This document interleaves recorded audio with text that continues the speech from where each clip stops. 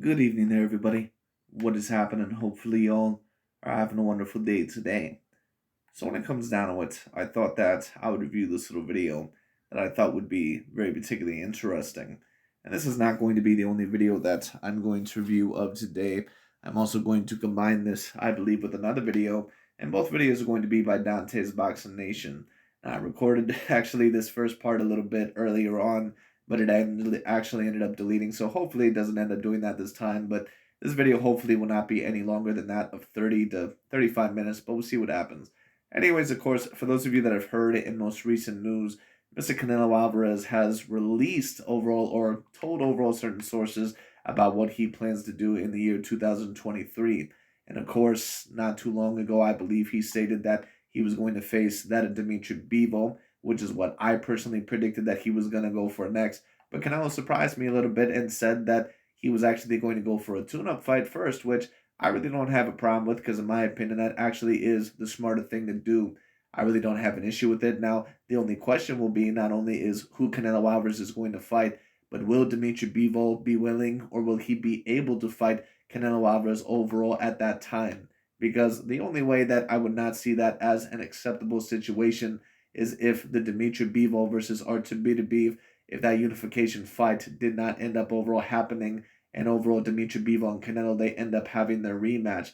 But overall, who knows? Maybe Canelo overall, maybe he just wants to face that of a light heavyweight first, or maybe he's waiting overall for the winner of the Artur Beterbiev versus Dimitri Bivol match. It could be that. Maybe overall that way, if he does end up beating someone at 175, is going to be the be all end all, and he can claim that he was the complete unified champion of the 175-pound division and probably reclaim his throne if he's able to do that at overall the number one pound for pound spot. I don't really know necessarily overall what Canelo Alvarez is planning, but once again, I don't really have a problem with the tune-up fight.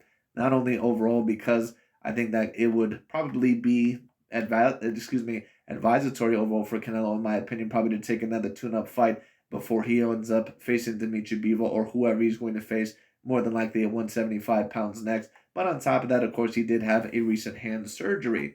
Now, of course, according to some news, especially Dante, it was a minor surgery, of course, that was cutting off certain calluses on his wrist or on his hand. But even so, at the end of the day, I believe that the surgery was proven. So I don't really have a problem with Canelo Alvarez taking a tune-up fight. But the reason why I wanted to review these series of videos is because Canelo's not the only fighter that recently announced that he's going to take a recent tune-up fight in 2023. Gervonta Davis, of course, also recently announced that apparently the Ryan Garcia fight that it is going to happen in 2023. But first, apparently, he needs to take a tune-up fight with someone by the name of Hector Garcia, who I think is a decent fighter, but not a great fighter. But you're going to see the complete difference in energy levels when it comes to Dante talking about Canelo versus Gervonta Davis. Overall, and I've been claiming this for a very long time. Dante's Boxing Nation does not like Canelo Alvarez. It's very obvious. And he has a very big personal issue with him. I think that he has a big racial issue with Canelo Alvarez, and I've been stating this about Dante for the longest.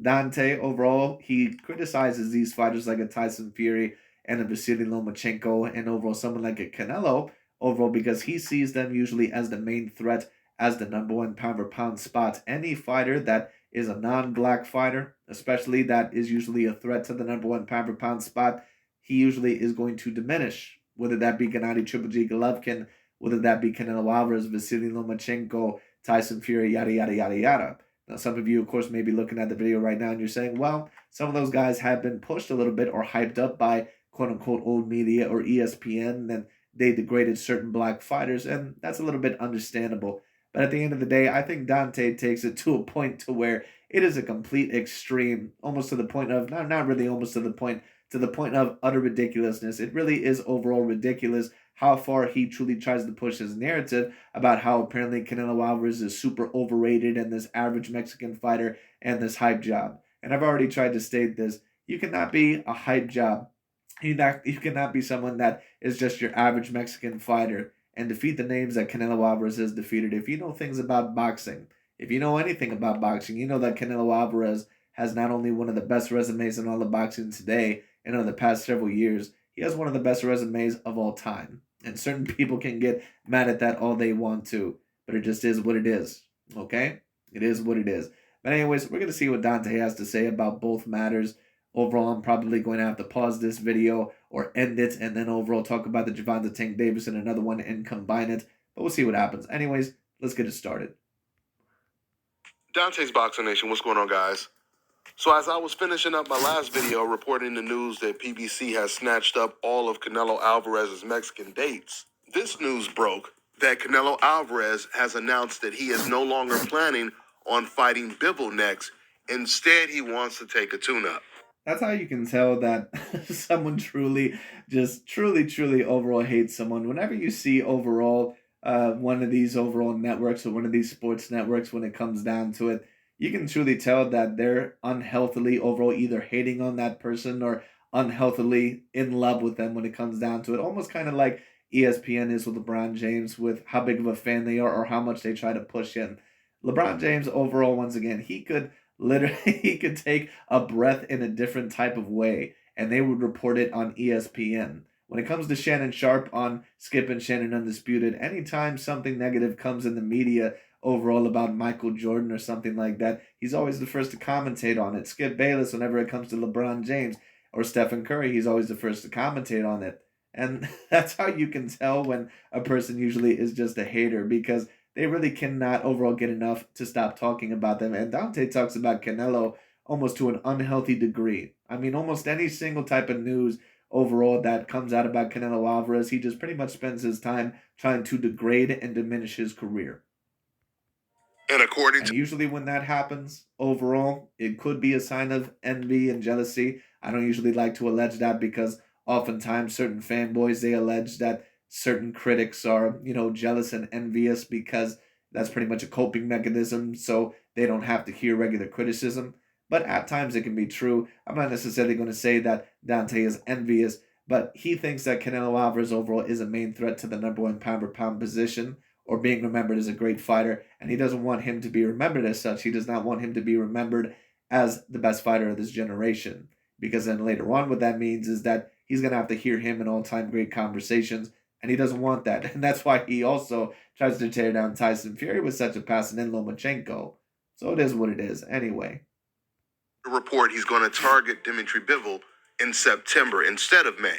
Boy, I'm telling you, things are not looking good for Canelo Alvarez right now. They're not looking good for him at all. This move makes him look bad for so many reasons. Because if he wasn't going to take the Bivol fight, he could have focused on fighting his mandatory at 168, David Benavidez. He could have worked on making that. Well, I think that if you're Canelo Alvarez, at least in my view, you're looking at it like this. If you want to possibly make history and if you want to be remembered as a top 10 fighter of all time, Jamal Charlo and David Benavidez, they're really not going to get you there. And some people may disagree with me. Let's say, what are you talking about? Does anyone really take a look at Jamal Charlo and David Benavidez and take a look at those fighters and say, wow, they've got it? Like I just never taken a look at both of those fighters as that. Not saying that they're not A-grade fighters.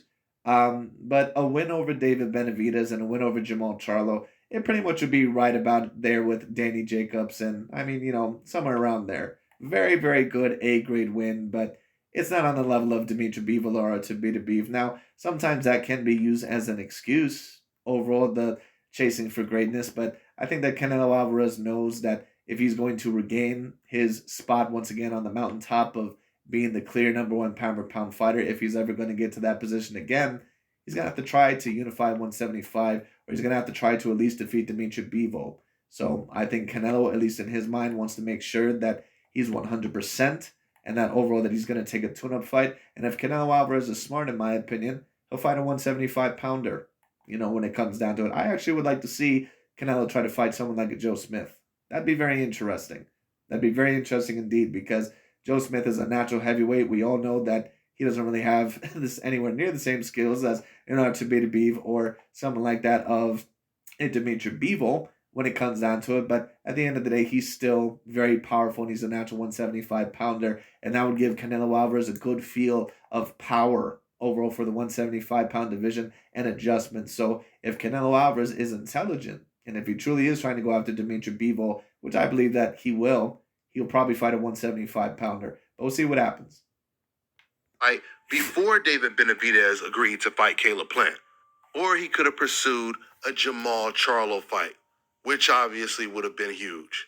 Another reason this makes Canelo Alvarez look bad because he didn't even try to make the fight. I'm talking about the Bivol fight, the rematch. It's not like he negotiated the fight like Spence and Crawford have been negotiating for months and months. Canelo has zero interest in taking the fight.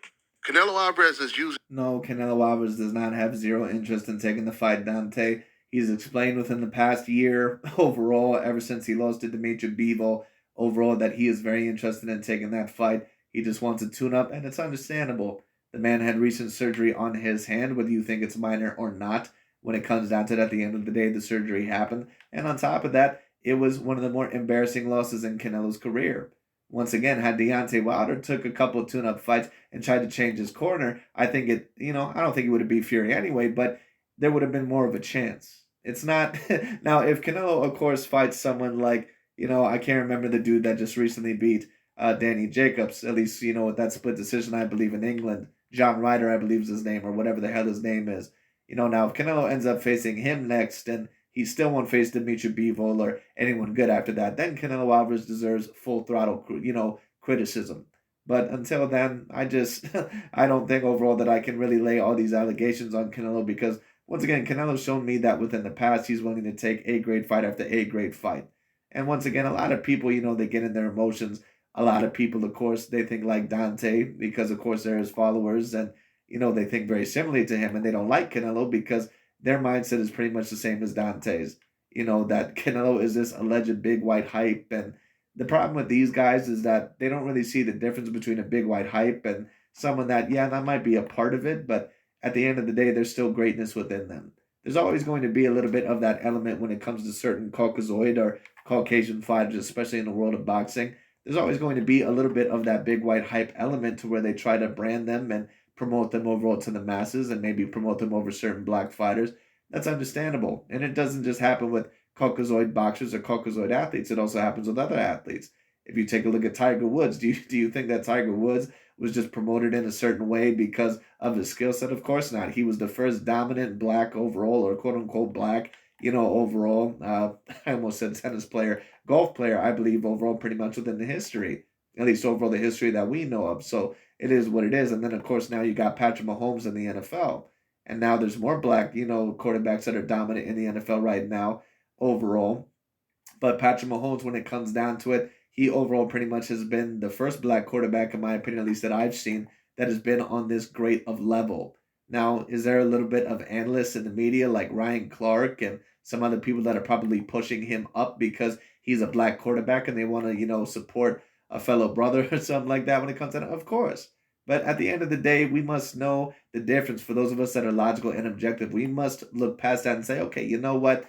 We all know that that comes with the territory. We all know that, the great big white hype or the great black hype, we all know that that comes with it, or the great Asian hype, when it comes to certain things like Manny Pacquiao in boxing. At the end of the day, we can take a look at Manny Pacquiao. Manny Pacquiao probably gets some of the hype that he gets because he's probably the greatest Asian fighter of all time, and I can't really remember, at least at the top of my list, a lot of all-time top 10 or top 20 greatest Asian fighters of all time in boxing. He's really the only one that is debatable there, in my opinion, but that doesn't mean that Manny Pacquiao is not an all-time great fighter or not within the top 10.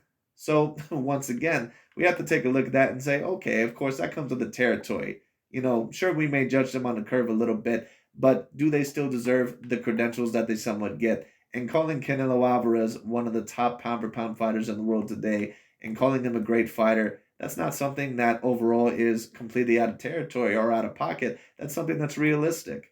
Okay? So, once again, Dante and all these other guys, they'll try to make you believe that Canelo Alvarez is just like some Fernando Vargas or something. It's just crazy. The wrist injury that he had as an excuse for why he needs a tune-up bout, claiming that he wants to test it out before he fights Bivol. But the wrist injury that he had was just calluses on his wrist. And according to Canelo Alvarez, he had been fighting for years with those same calluses on his wrist. That whole excuse was Right, but Miguel Cotto, at one point in time, I believe that he had to have surgery on his shoulder. I believe that it was his left shoulder. Doesn't mean that you get surgery on it right away, but when you do get a surgery, when it comes down to it, you want a tune-up fight just to make sure that everything operates correctly and that you're going to get your mojo back. So once again, I really don't have a problem with this. Dante overall is just, once again, he overall just loves to bitch about Canelo Alvarez because overall he's secretly in love with Canelo Alvarez. He's a very big hater of him, which really means that he's a big fan because a lot of haters overall actually put more energy overall into those guys than what even the big fanboys do. I can assure you that Dante, he probably has more videos about Canelo than what some of Canelo Alvarez fanboy channels have. designed for him not to fight Dimitri Bivol in May and try to push it and prolong it, hoping that people will stop talking about Bivol so he can just move on and fight against someone else. We even heard Eddie Hearn say that So you think that the plan with Canelo Alvarez is that he's gonna take a tune-up fight and that people will just forget about Dimitri Bivol? The only way that I see that happening is if Dimitri Bivol faces Artur and overall Artur is able to completely demolish him or something like that, or even beat him and people forget about it. And even then, I don't think people are just gonna straight up forget about it. You're talking about Canelo, who is the biggest star in all of boxing at the current moment in time. I don't think that people are just going to forget about it. I don't think that Canelo is just hoping that people are going to forget about it. But what I do think about Canelo, in my opinion, is that he knows that this is going to be the biggest fight in his career. And he knows that if he does not resurrect that win or if he does not get revenge against Dimitri Bivol, that he's never going to be looked at the same again. He'll still be looked at as a decently great fighter, but Canelo knows that if I want to get to the heights, if I want to get to the lengths or the level that I want to get to, I have to beat this guy. I have to get this guy in a rematch. If I want my name, breathed in the same sentence as some of the other top 10 or top 5 fighters of all time, but top 20, I have to beat this guy. I have to do this. So I think Canelo Alvarez knows that it's going to take overall a lot of energy and he's going to have to be even better than the best version that he's ever been, probably for this rematch. So it's going to be very particularly interesting. And once again, I don't really see a problem with him taking a tune-up fight, especially if it's against a 175 pounder. Now, once again, if Canelo takes a tune-up and there's still no good fight after that, then yes, he is going to get criticism from me. But once again, I really don't see that as a big deal. This is really a story, in my opinion, about nothing. But Dante, of course, is going to make it out of something because he just hates his guts. Anyway. Canelo Alvarez, he should be fighting against Bivol next. So now Canelo Alvarez is going against his biggest ally's wishes. I mean, how does Canelo Alvarez justify that? What Canelo Alvarez is trying to do right now is delay the inevitable. He knows that if he gets in there with Bivol, Bivol will end up beating. No, someone delaying the inevitable is when Kell Brook was facing someone like a Gennady Golovkin. Someone delaying the inevitable is when Mikey Garcia went to go face Errol Spence Jr. Those are examples of fighters that were just delaying the inevitable. Even if you want to talk about Jamal Charlo not fighting Andre or not fighting David Benavidez, it's very funny. You don't ever hear about Dante's Boxing Nation talk about how apparently Demetrius Andrade, he's never mentioned David Benavidez' name once, at least from what I know. And Jamal Charlo ain't talking about David Benavidez either. But what is the main reason why he talks about Canelo Alvarez? Because Canelo is looked at as one of the top pound-for-pound fighters in the world, and he can't have that. Because he knows that if Canelo wins this Dimitri Bivol rematch, when it comes down to it, or that if he continues his good resume, that he's going to be in talks later on as one of the greatest fighters of all time, and he doesn't want that. It's the same thing with Tyson Fury. That's what I keep saying. Canelo is the main threat, and that is why he keeps talking about him the way that he does. Even more decisively and possibly ending his career. And some people, once again, they come on my channel and they say, "Oh, Dante's on point. These guys are on point. Canelo ain't nothing but a hype job." Like, listen, it's no disrespect, but if you're one of these guys that you're gonna criticize Canelo Alvarez and you go along with what Dante has to say about, oh yeah, Canelo, he's his hype job. He's his average Mexican fighter. He really don't have that great of a resume. But Terrence Bud Crawford, he's the number one pound-for-pound fighter when the only A-grade fighter that he's ever fought in his career was Sean Porter. And on top of that, you're also the same person that thinks that Gervonta Davis is fighting repeated A-grade fighters by facing guys that are not even top 5 in their own weight division, like a Mario Barrios and overall someone like a Isaac Pitbull Cruz and a Rolando Romero. It's no disrespect, but I can see probably why you follow Dante, because you're not the sharpest tool in the drawer. It is what it is. Because to be quite honest with you, the majority of people that follow these type of channels, they're fucking idiots. It just is what it is. No disrespect, but you just are. Canelo Alvarez just seen what Bivol did to a much, much bigger Gilberto Ramirez. He honestly knows he has almost no chance of winning that fight. I told you guys before, Canelo Alvarez is treating the Bivol fight like it's a court date where you're ordered to turn yourself in as soon as you arrive. No warnings, no probation, just straight jail time. Canelo is truly starting to become the El Chapo of boxing. Because right when you think that house is complete. Once again, these guys have been saying for I don't know how many years that the walls are closing in on Canelo. Now, what I will say is this: if Canelo does not end up if he does not end up beating Dimitri Bivol in the rematch, that could be possibly the end of his career, or at least overall peak Canelo Alvarez. So, if you're talking about in terms of that sense, I don't mind, but it just gets a little bit annoying because once again, it's very clear that these guys have a very big problem with him in the first place. They don't really give credit where credit is due. And you can just tell overall a difference between, at least if you're intelligent enough, you can tell the difference between someone that is giving correct criticism, or I'm not going to say correct criticism because we all have our own little opinions. But at the end of the day, something that is fair and something that is logical and something that doesn't make any goddamn sense whatsoever. Because a lot of the times, these guys, especially with certain fighters, they contradict themselves constantly. At one point in time, Caleb Plant and Billy Joe Saunders and Callum Smith, they were all very decent fighters. But then as soon as Canelo fought them, apparently they were all bums or weak European white boys. But then apparently Caleb Plant, right after he got knocked out against Canelo Alvarez and David Benavidez, oh, this is a humongous fight. I can't wait for it. Well, what happened? I thought Caleb Plant was this weak European white boy. Once again, a lot of the times with what these guys have to say, they don't even believe in a lot of the bullshit they have to say. They're just talking. Surrounded by police, and there's no way he can get out. I mean, they got the doors covered, they got the windows covered. What does Canelo do? He digs a tunnel and gets away free, even if it's short lived. This is exactly what Canelo Alvarez is doing when it comes to this tune up move. Right when it looked like the. Once again, how many people, when it came to Deontay Wilder from these channels, when he fought Robert Elenius, someone who really was not that good of a fighter, someone who was already knocked out a few times and beaten several times in his career.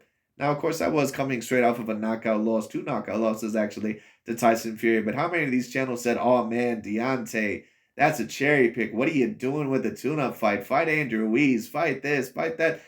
And the people that are saying shit like that, they just wanted Deontay Wilder to get killed in the ring because that's not overall what you want for a person when they get completely knocked on their ass. You can't just put them back there and they're against someone that is always A grade because overall, once again, they have to rebuild. That's just what you have to do. It is what it is. And that's what Deontay should have done after the first loss to Tyson Fury, or first official loss. So anyway. Only options Canelo Alvarez had on the table were the toughest options. Either go over to PBC and fight David Benavidez, Jamal Charlo, or you fight Bivol in a rematch on the zone. Those were really the only options. And still, Canelo Alvarez, he found an easy way out. But I already told you guys in my last video that PBC has already snatched up the Mexican dates. So the question is, what network is Canelo Alvarez going to have this tune-up on?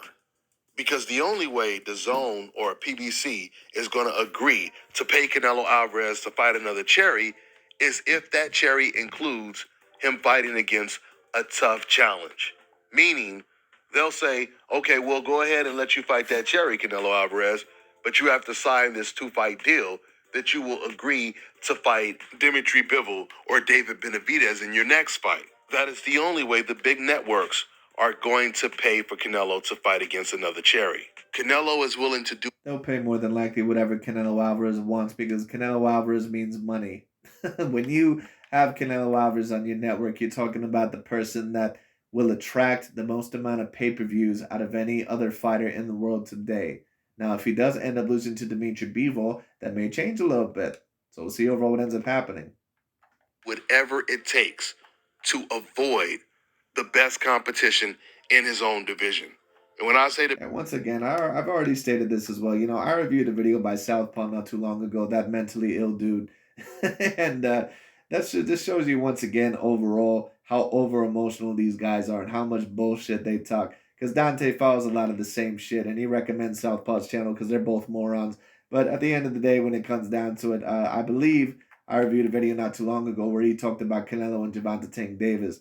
And these guys all the time, not only, once again, and this is how you can tell, once again, who a hater is, they not only try to discredit you, once again, with your career, but they also try to discredit you overall with certain finances or just at any turn that they want to. They try to discredit you not only as a fighter, but as a person. They try to discredit you overall in terms of your numbers. Even shit that is very overall wide out in the open that is factually known, they try to deny. And that's how you know someone is a hater when they're not making any logical sense. Because even when Canelo clearly has the best numbers in all of boxing, they'll say, well, allegedly he's the face of boxing. It's really no allegedly about it. It's really out there in the open. It's very clear. It's not really alleged if it's a 100% proven fact. And they even try to do that. But I remember Southpaw not too long ago, and it's something that Dante said overall not too long ago about Gervonta Davis and Wilder and all these other guys being the face of boxing. And Southpaw overall said something that, it kind of overall ticked my brain recently because I just remembered I did a video on it probably about a couple months ago when it comes down to it. And he said, I don't care over what anybody says. Gervonta Davis is the face of boxing because that's my opinion. And this is United States of America. And basically what that was him saying is that overall is that this is my emotional opinion. This is my emotional opinion. And I don't give a shit if you come back with facts. I don't care because I don't like Canelo Alvarez. Whenever someone overall says that, I don't care. This is my opinion. They're full of shit. Yes, I'm not even talking about the number one or the number two guy. I'm talking about the top five guys. Canelo was really upset when they removed him from the pound for pound list. But yet, he's not showing any type of urgency to prove that he is. This guy always tries to allege that Canelo apparently won't fight any of the top five guys. Once again, Canelo has fought Jacobs, Lara, all these other guys, man. I mean, the names go on and on and on. This shit is getting so old, and I really don't know how so many people follow into this bullshit.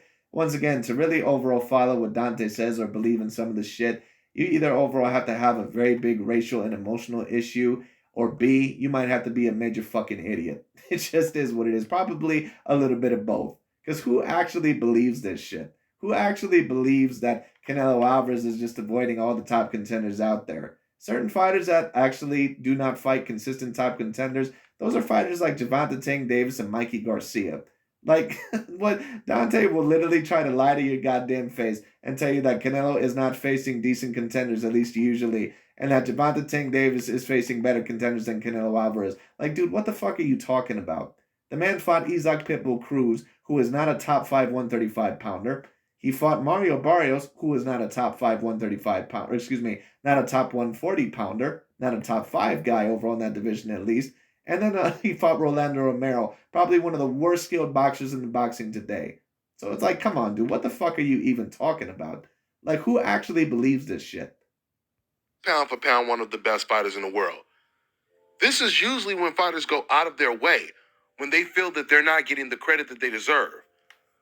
That's the reason why Devin Haney said he wants to fight Lomachenko more than anyone else, because he says he believes that fight will give him the credit that he deserves, because he sees the way old media praises Lomachenko. Canelo Alvarez's mentality is the complete opposite of that. It's going to really be interesting to see what Canelo Alvarez does in the next couple of fights, because I don't. Yes, Dante is going to be salivating at the mouth. That's what Dante always does. He salivates at the mouth overall, and whenever a Canelo Alvarez news story comes up, he looks at it overall like a person looks at their Amazon package tracking number. They just can't wait for it to come in, and you know how people look at this shit all the time whenever they order a package. That's what Dante does with Canelo Alvarez news. The man looks up Canelo Alvarez 27 times a day on Google and then presses the news icon and says, okay, what can I do now? What can I do to talk shit on Canelo Alvarez now? I think he wants to fight any of the dangerous guys that, once again, PBC or DAZN wants to match him up against, which would be against Bivol, David Benavidez, or even David Morrell. Something else you guys have to understand. A fight that I would really like to see is Jamal Charlo versus David Morrell. That'd be an excellent fight. Once again, it's very interesting to me. Dante loves to talk so much shit on Canelo Alvarez. But when it comes to Jamal Charlo, Demetrius Andre, now apparently what Dante says is that The reason why he doesn't criticize them is because he doesn't rank them as top 10 pound for pound fighters. Well, you used to just a couple years ago, and you were still saying the same bullshit. So even Dante eventually realized that he was full of shit and that his thing didn't make any sense, or that his argument didn't make any sense. So he would eventually have to put those guys out of the top 10 pound for pound. So it is what it is. The more tune-ups Canelo Alvarez does, the more pressure will be put on him to also fight his mandatories.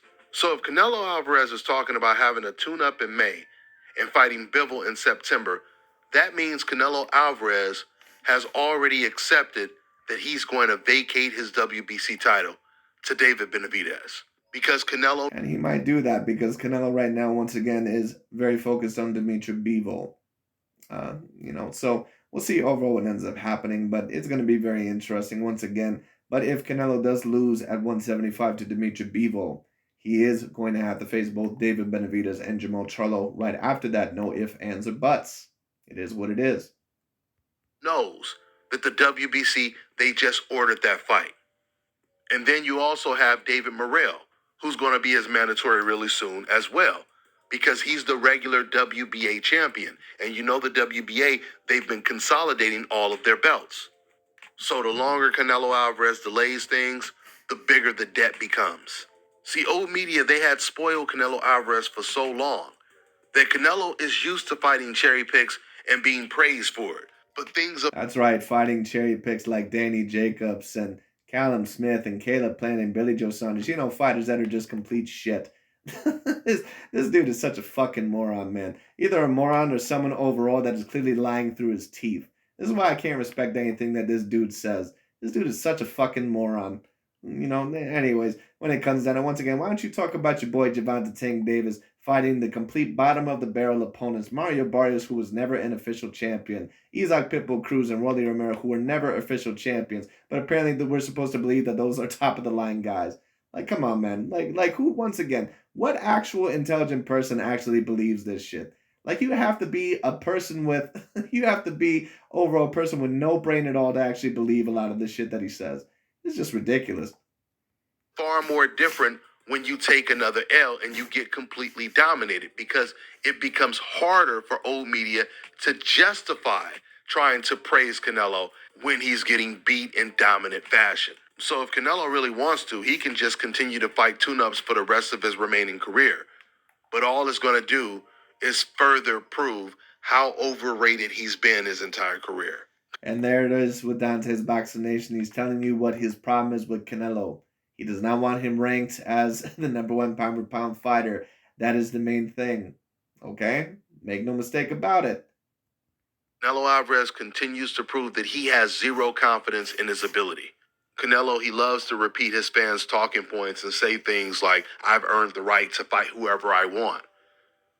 But if you're in a position... Right, that's cool, and I understand that. But at the end of the day, once again, we have to take a look at Canelo. And it's not overall illogical or something to say that maybe Canelo, that there's been certain decisions that could have been better, or that he's not taken every fight. That's not necessarily certainly illogical. But to say this shit about, oh, Canelo's this average fighter, and overall, he's a person that is way more hype over than what he is reality. Like, what are you talking about? Once again, certain fighters that maybe deserve that type of criticism, at least with their resume, are certain fighters like a Terrence Crawford or a Gervonta Davis or a Mikey Garcia. So where you take a look at their resume and it's like, goddamn, who really is on there? Like, those are the fighters overall that you can criticize with that. Not someone like Canelo. Fight whoever you want.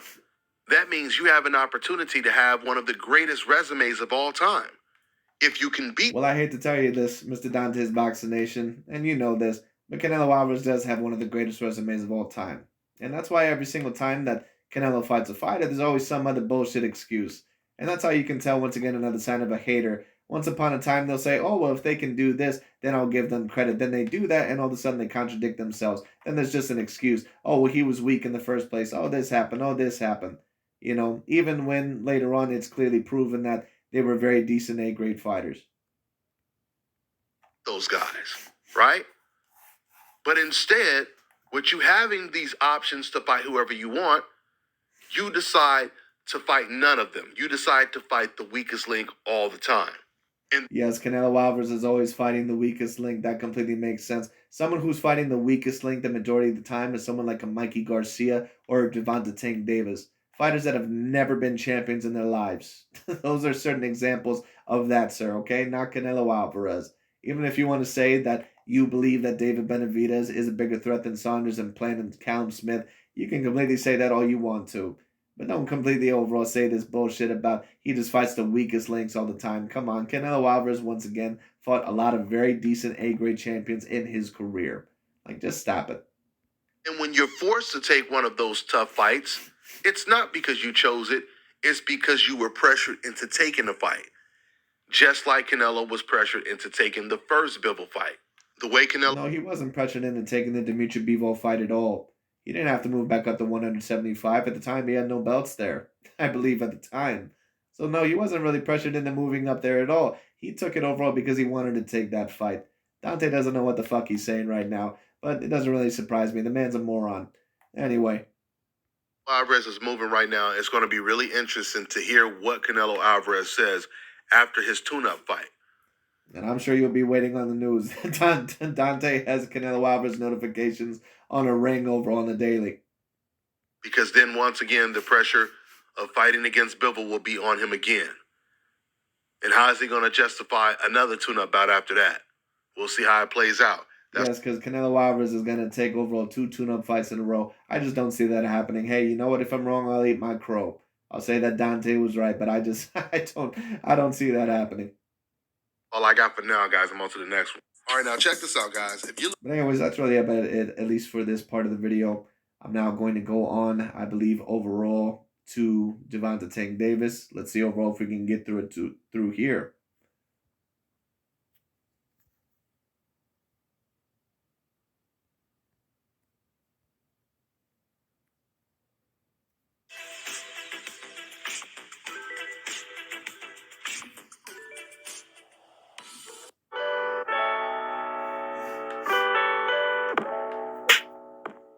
Dante's Boxing Nation, what's going on, guys?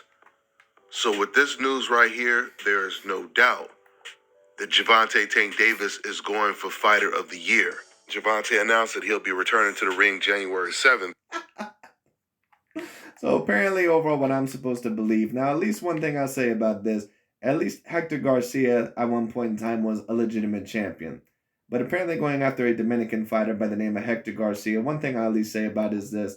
He did get a decent win over the undefeated prospect Chris Colbert. Now, in my opinion, Chris Colbert never was really that good in the first place. His technique was very sloppy, and the man had no power whatsoever. So it really is what it is. Does anyone really believe that Gervonta Tank Davis is going to earn Fighter of the Year by beating Ryan Garcia and Hector, whatever this dude's name is? Hector Garcia, maybe this dude's name is. Like, come on. But it's not a tune-up fight. He's returning against... It's not a tune-up fight. Hector Garcia overall is not on the same level as Gervonta Tank Davis. It just is what it is. Once again, I understand overall that he's a decent fighter. And he is coming off of a very decent win over Chris Colbert. But does anyone really look at him overall as a pure A-grade fighter? Do you see Mr. Hector Garcia, or whatever this man's name is, beating Lomachenko or Shakur Stevenson, all this other shit? Like, just come on, man. Hector Garcia. And some people may say, well, he's a very decent fighter. He beat Chris Colbert, right? But really what my question is, and this is also the same conversation I had with some of the Naiwa Inoue fans a few weeks ago or about a month ago, when they tried to, overall tell me that, in their opinion, well, at least one of the fighters that Inoue fought, my question is this: okay, well, if you truly believe that he's A-grade, do you think that that fighter would beat Chocolate Tito, Roman Gonzalez? Do you think that they would beat Juan Francisco Estrada? Do you think that they would beat overall, Bam Rodriguez? Do you think that they would beat any of those fighters? And if the answer is no, that fighter is not A-grade. If you can't even beat one A-grade fighter, you're not an A-grade fighter. And I'm not really sure overall if, I'm not really sure if Chris Colbert really was ever a true A-grade fighter. That's just my opinion. One of the most talented, dangerous boxers in the sport today. You guys always hear me praising Hector Garcia on my channel ever since he emerged. Hector just came. Of course you do. Not only overall because Hector Garcia is Dominican overall. Now he looks more Latin to me, but some may say overall that he has some black in him. I have no idea. But when it comes down to it, not only that, but he knows that he can use him. Like I said, Dante only praises fighters of different demographics when it comes down to when he knows that he can boost up a fighter that overall that he wants to with his propaganda. That's why he gasses up David Benavidez so much because he knows it's gonna overall hurt Canelo Alvarez's brand, at least in his opinion. Off of two big impressive wins back to back, from Chris Colbert to Roger Gutierrez for a title. And now he's deciding to move up to 135 to fight against Gervonta Davis. Moving up to 135, well, where apparently is the criticism about overall Hector Garcia never fighting at 135 pounds before?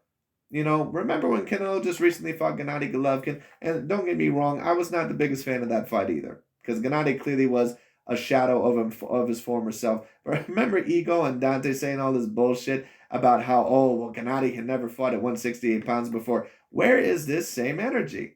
Interesting. Once again, I keep telling people about these fucking channels, man, that these guys are full of shit.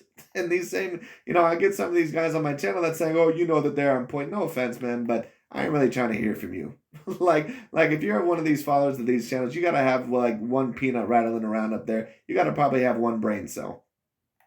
A lot of credit goes to Gervonta Tank Davis.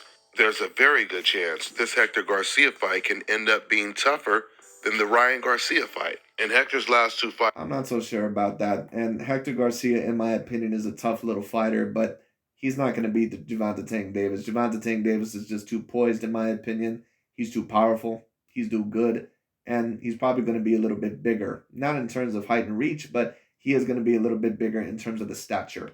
It would kind of be like Canelo Alvarez if he were to face someone overall like, trying to think overall maybe what a good comparison would be. I don't know, maybe someone like a Tony Harrison. I think that'd be a good comparison. he showed that he can Now, I would say that Hector Garcia probably is a little bit better right now than what Tony Harrison is, but I don't know if it's by much. pretty much do it all. He showed that he could box if he needed to. He showed he has a great chin. He also showed he can walk you down as a pressure fighter. So Gervonta, he posted a picture of him and Hector Garcia on his Instagram, and he posted the caption. And here we go again. It's very interesting. Once again, we criticize, or at least he criticizes Canelo for allegedly facing the weakest links. Where is this weakest link energy with Gervonta Tank Davis? Because Hector Garcia is not as dangerous overall as some of the other guys that Gervonta Tank Davis could potentially face. He's not Shakur Stevenson. He's not Devin Haney. He's not Vasily Lomachenko. Some would even debate that he's not an Isaac Pitbull Cruz. So where is this same energy for Gervonta Tank Davis? Who wants smoke? Okay, cool. That's their whole camp. These niggas got me effed up. I'm too amped. Yeah, he must be too amped if he's taking on Hector Garcia in his very next fight. A lot of credit goes to Gervonta for taking this fight. Oh, please, dude. Gervonta Tank Davis has been cherry picking for his whole entire goddamn career. And I like Gervonta Tank Davis. I'm not necessarily going to go that far and say that he's cherry picking, but it's very possible overall that he's waiting for the Ryan Garcia fight. But listen, dude, after this Ryan Garcia fight, if he's even able to win the fight, which I predict that he'll be able to, I better start seeing repeated A-grade names on there. Because it's like, no offense, but I'm starting to see almost 30-something fights on your resume. And, dude, it's like, who the fuck do you have on there? Like Jose Pedraza? Like, come on, man. Like, the best fighter that you've ever beaten was Leo Santa Cruz or Jose Pedraza. If that's the best names on your record, that's pretty embarrassing. Once again, Hector Garcia and Ryan Garcia back to back. And then there's still most likely going to be a third fight for him towards the end of this year. Gervonta is not only trying to become the fighter of the year in 2023, he's trying to become pound for pound, top 5, one of the best fighters in the world, and the official. Gervonta Tank Davis is not going to become one of the top 5 best pound for pound fighters in the world by defeating Hector Garcia, a guy that's not even ranked within the top 50 pound for pound. What the fuck are you talking about? Once again, I don't know how anyone takes this dude seriously. I don't understand. New face of boxing. And if he wins both of these fights, he very well may become that. That's all I got for now, guys. I'm on to the next one. All right, now check this. But anyways, I just thought that I would do that because once again, just to show you what these channels truly believe and what their main goals are, what their main aspirations are. But it is what it is. And don't get me wrong, these are not the only channels, and these are not the only people or only networks that tear down certain fighters. There's a bunch of different demographics that do it, a bunch of different people that do it. But I just thought that I would do that because there's so many people that believe overall, when it comes down to that, oh yeah, man, Dante being put. No, Dante is full of shit. Dante's been full of shit for years. It just is what it is. But anyways, I thought that I would review that because I thought it was very particularly interesting. But anyways, I would talk about the Ryan Garcia and Gervonta Davis, but it seems like that fight at least is not going to happen as of yet. Hopefully it happens next, but we'll see what happens. But anyways, we'll see what happens with both Mr. Canelo Alvarez and Gervonta Davis. I really don't mind either tune-up when it comes down to it, but I just thought that the complete different change in energy levels depending on the fighter was very particularly interesting from Dante here, which is pretty much what I expected, but it is what it is. Anyways, that's what we better for today. Thank you so much for watching. I'll talk to you all later.